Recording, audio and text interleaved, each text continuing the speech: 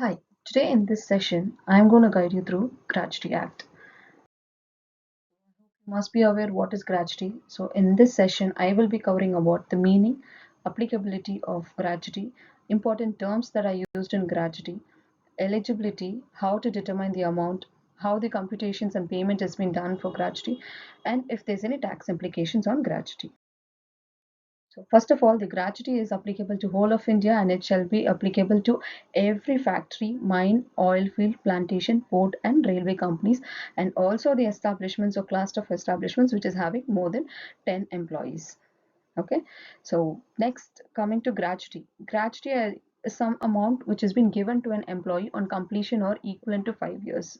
So that is eligible in case when you're leaving the company and if you have crossed your 5 years of services in a company without uninterrupted services. There are a few important terms which you will have to understand in gratuity. Firstly, retirement. Retirement means termination of services of an employee. That is like an employee may retire by himself or during the end of contract, he will be asked to retire. So that is called as retirement. And there's one more term as superannuation. In this, when an employee attains certain age, then he will have to resign from his job, and that's called a retire superannuation. Disablement means is an employee when he is not able to perform his duty, maybe because of any disease or accident which has occurred during his employment.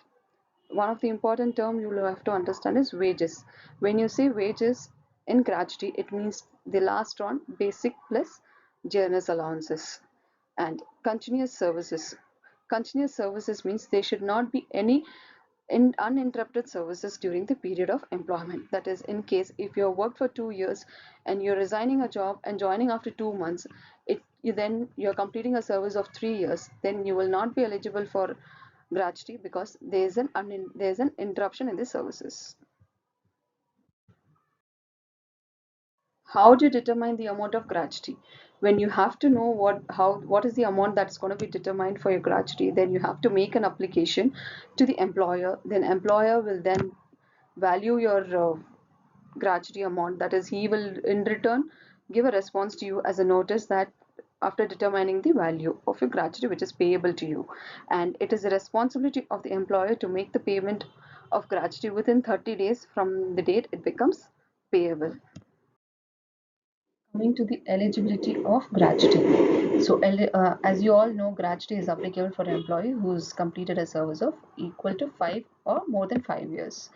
And in that case, in case of superannuation, in case of retirement or resignation, in case of death or disablement due to an accident or disease, an employee will be eligible to get his gratuity.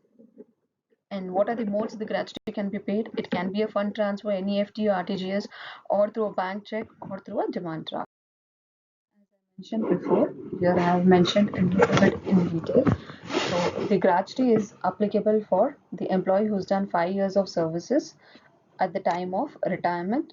It can be voluntary retirement or it could be a termination because of the contract is getting complete or due to a company side's layoff. It could be a resignation where the employee voluntarily himself goes and says that he wants to leave the job.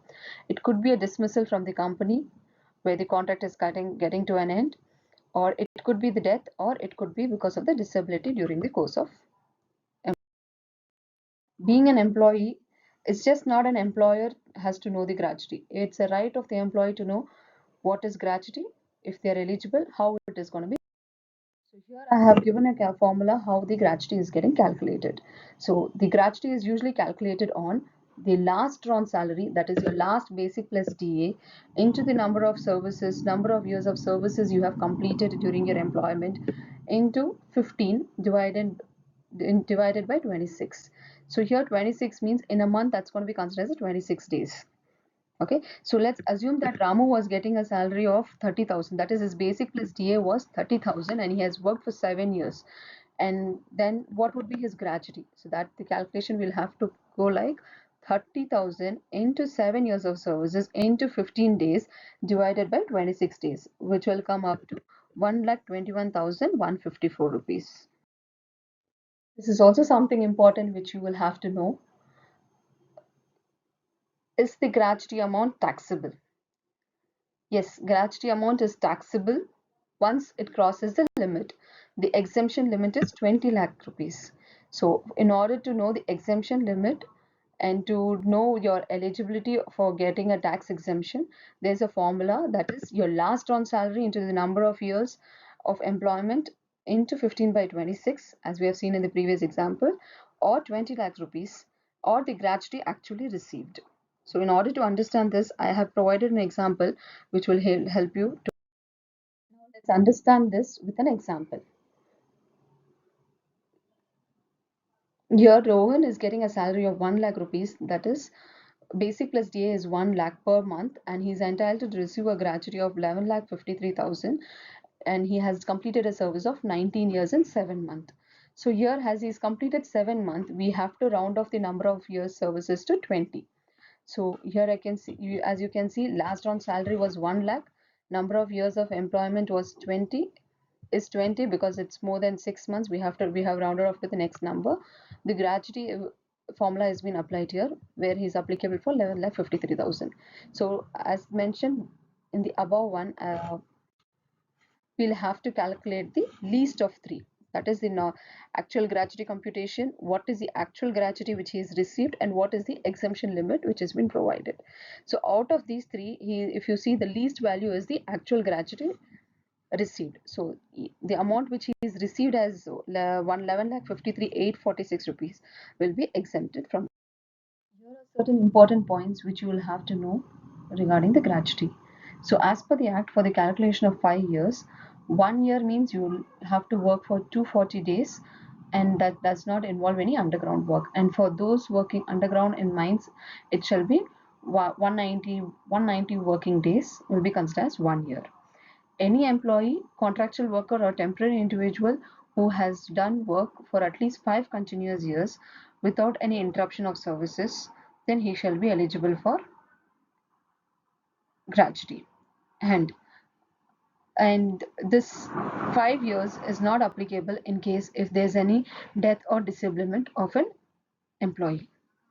And for the purpose of considering the number of completion of years of services, we'll have to round off the number of months to the nearest digit. So suppose in case if an employee has worked for 10 years and 7 months, then we have, as it's more than 6 months, then we'll have to consider to the next round of number, that is 11.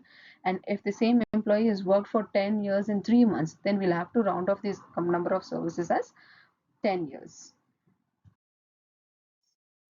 There are certain forms which has to be maintained with respect to gratuity. That is Form A, notice of opening; Form B, notice of change; Form C, notice of closure. All these three forms is something which we have to submit to the respective authority, to the department.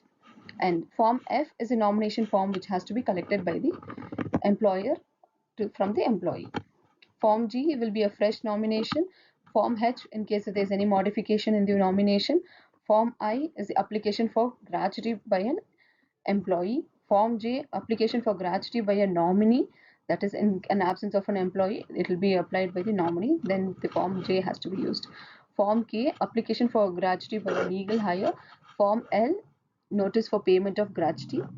Form M, notice rejecting the claim of payment of gratuity. Form N, application of an employee of labor commission. And finally the Form T, application for recovery of